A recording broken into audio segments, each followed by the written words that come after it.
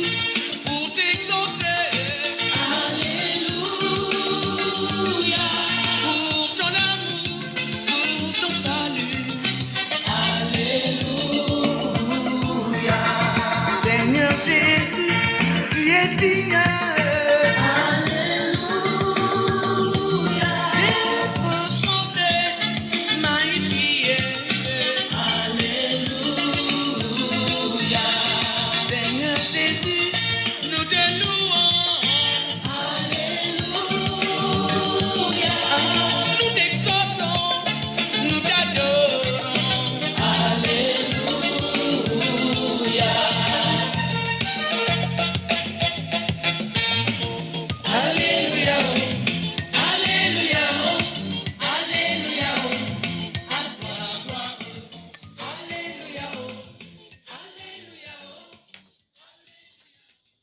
Oui, peuple de Dieu, nous sommes venus pour l'adorer, nous sommes levés, nous nous sommes réveillés pour l'adorer.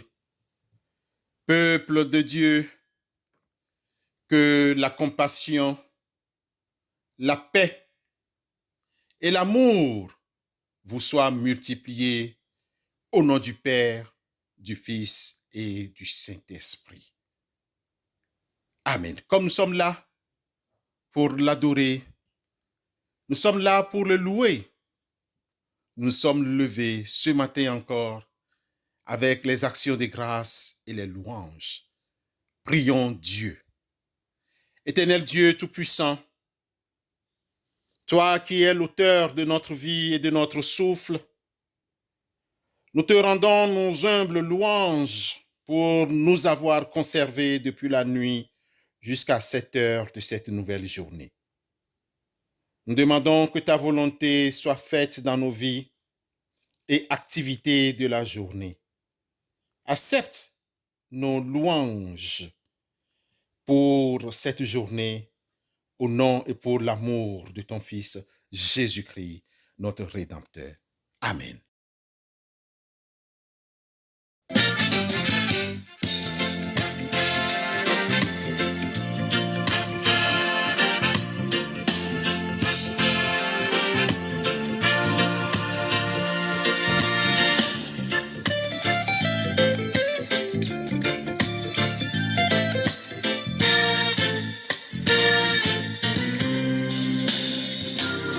Joyeux, bénissons le Seigneur. Chantons et célébrons ses louanges. Adorons avec foi le Sauveur. Nous joignons au céleste phalange pour dire gloire à Dieu. Gloire à Dieu. Gloire à Dieu. Gloire à Dieu. Retentissent en tout lieu, gloire à Dieu, gloire à Dieu, gloire à Dieu, gloire à Dieu. Que ce chant retentisse en tout lieu.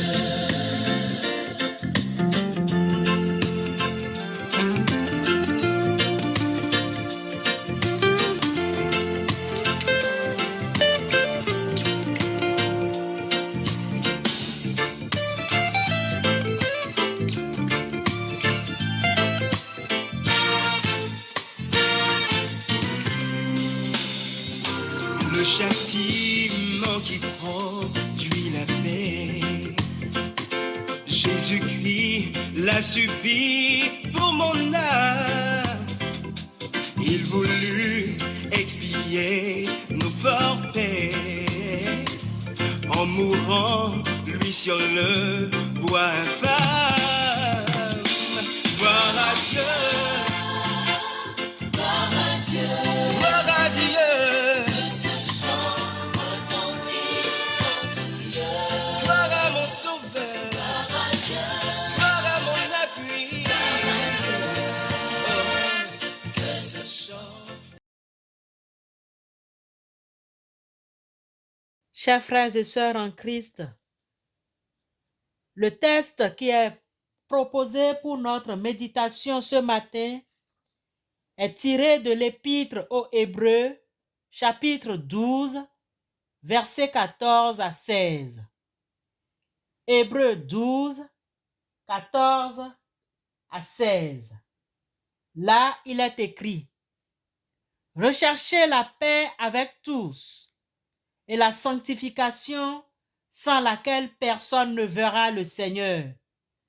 Veillez à ce que nul ne se prive de la grâce de Dieu, à ce qu'aucune racine d'amertume poussant des rejetons ne produise du trouble et que plusieurs n'en soient infectés, à ce qu'il n'y ait ni impudique ni profane comme Ésaü qui pour un mets vendit son droit d'aînesse. Seigneur, merci pour ta parole qui nous vivifie, qui nous éclaire et qui nous illumine maintenant et à jamais. Amen. Amen.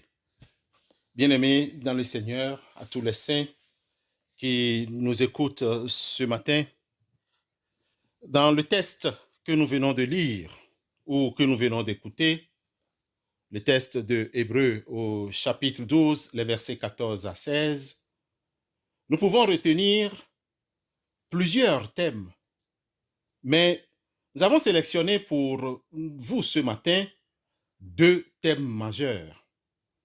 Et ces 2 thèmes majeurs se dégagent d'emblée dans ce texte. Et ces 2 thèmes sont la paix et la sanctification. Nous allons essayer, dans la mesure du possible, de passer au peigne fin et d'une manière précise ces 2 concepts de paix et de sanctification. D'abord, prenons le premier concept, la paix. Qu'est-ce que c'est? Pour les enfants de Dieu, il n'est pas seulement question d'aspirer à la paix, mais de la procurer, de chercher à vivre dans la paix. Notre Seigneur Jésus insiste sur la nécessité d'être des artisans de paix. Souvenez-vous, j'aimerais emprunter ce texte des béatitudes. Heureux ceux qui procurent la paix, car ils seront appelés fils de Dieu. Matthieu 5, le verset 9. Nous devons comprendre de cette 7e béatitude ce qui suit.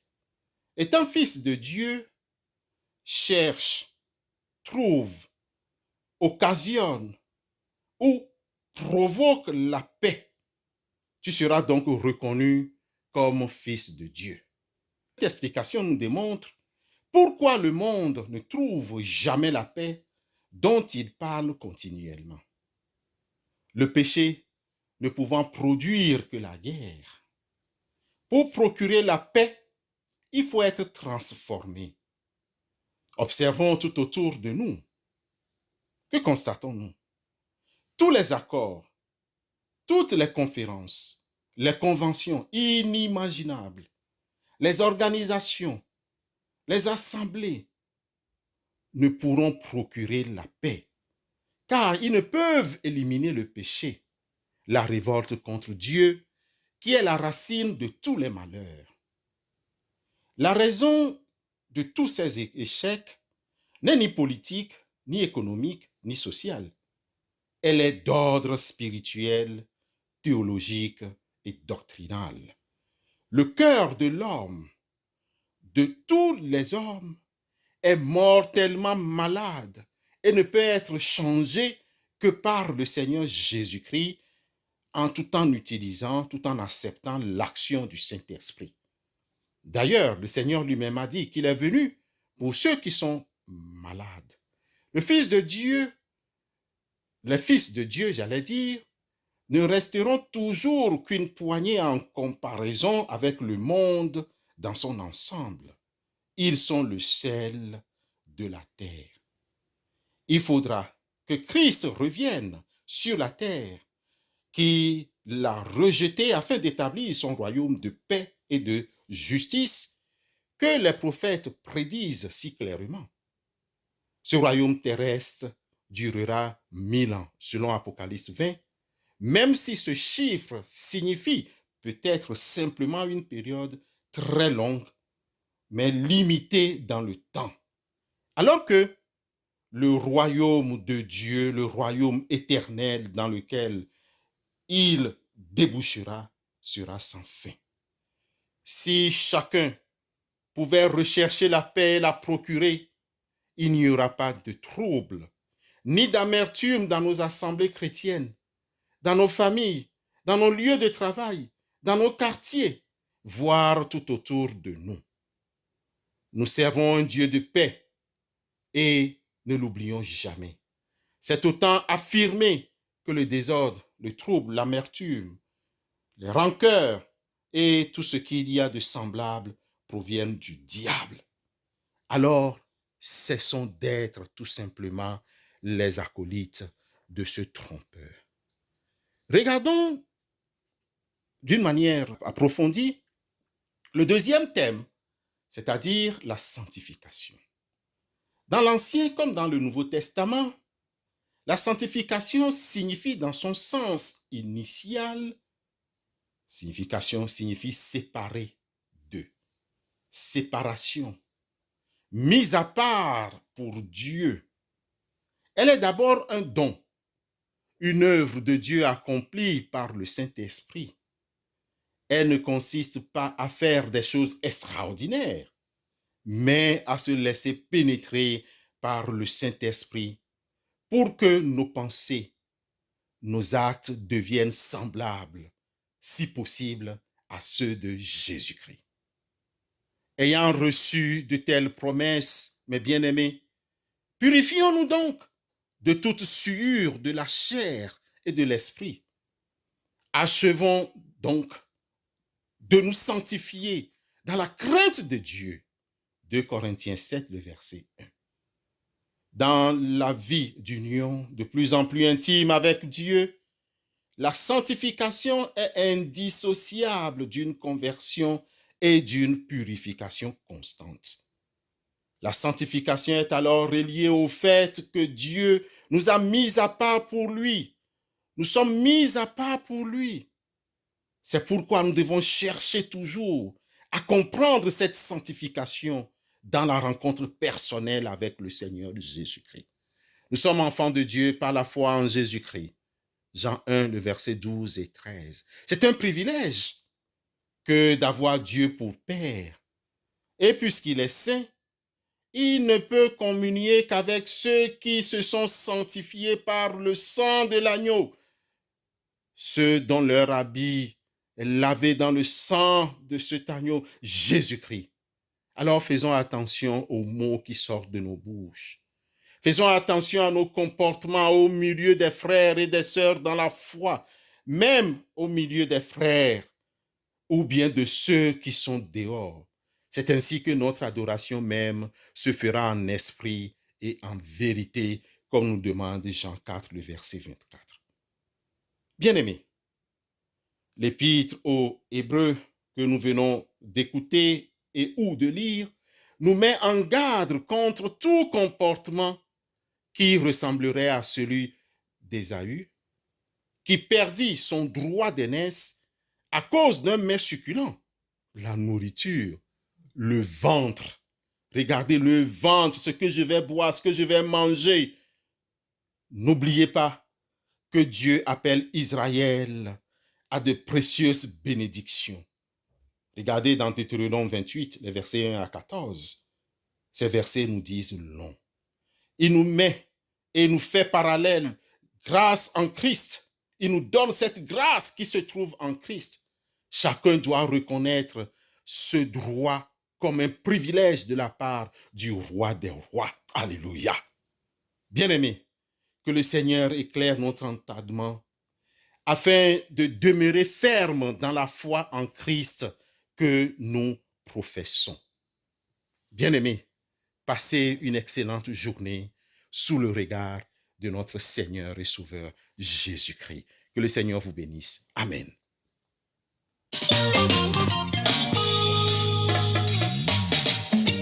Oui, Dieu est bon.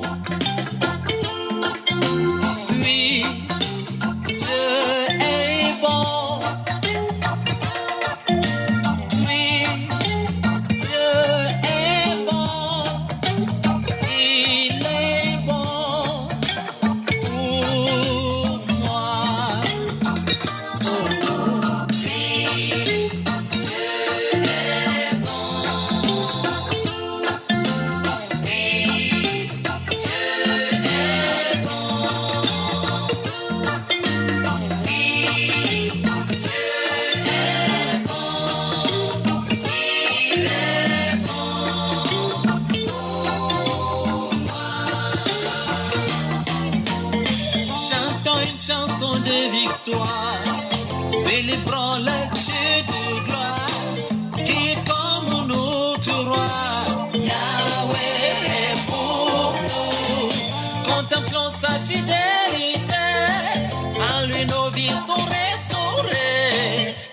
mérite d'être magnifié.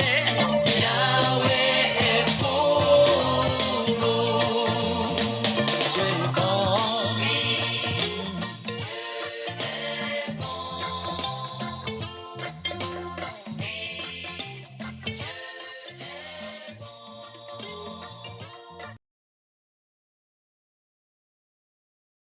Prions Dieu. Éternel Dieu, tu es bon, tu es magnifique, tu connais nos faiblesses et nos forces. Nous implorons particulièrement ta grâce et ta protection pour la journée qui commence. Fais que nous soyons modérés en toutes choses. Dieu Tout-Puissant, tu nous as donné l'espérance du salut. Nous t'adressons avec confiance nos prières et nos intercessions. Regarde avec bonté tous les hommes de Dieu, ton Église, les chrétiens qui combattent sur la terre. Assiste-les dans le témoignage qu'ils rendent à l'Évangile, et que tous ceux qui invoquent le nom du Christ soient unis dans la vérité et la charité. Bénis chacune de nos familles. Accorde-nous de grandir dans la foi. Fais-toi connaître à tes enfants. Affermis les adolescents. Inspire les parents. Soutiens les vieillards. Protège nos différents pays, ces villes, ces villages et tous ses habitants.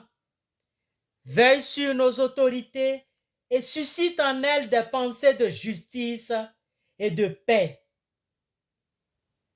Aie pitié de ce monde troublé et divisé. Approche-toi de ceux qui sont dans la misère. Assiste ceux qui ont faim, ceux qui sont chassés de chez eux, exilés ou déportés, ceux qui sont persécutés ou torturés. Seigneur, veille sur tes enfants, veille nous prendre, nous, et tous ceux qui nous sont chers sous ta garde et ta protection paternelle. Nous te demandons humblement tout ceci pour l'amour de ton Fils unique, notre Rédempteur Jésus-Christ. Amen.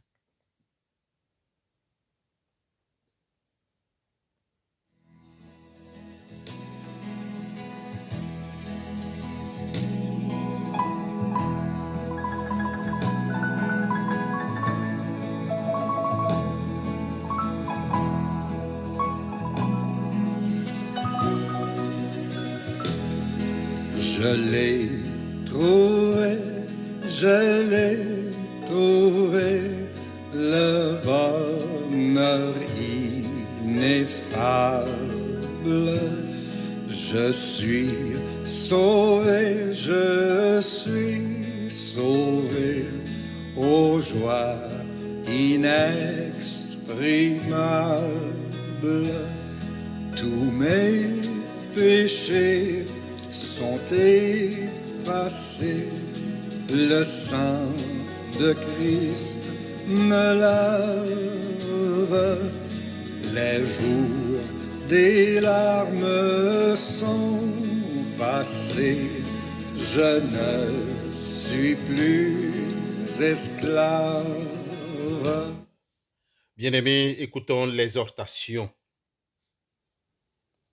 Recherchez la paix avec tous et la sanctification sans laquelle personne ne verra le Seigneur. Recevons alors la bénédiction de la part du Seigneur. Que le Dieu de paix, qui a ramené du milieu des morts notre Seigneur et Sauveur Jésus-Christ, vous accompagne. Que le Saint-Esprit soit votre guide et votre soutien au cours de cette journée. Allez dans la paix et dans la joie de notre Seigneur et Sauveur Jésus-Christ. Amen.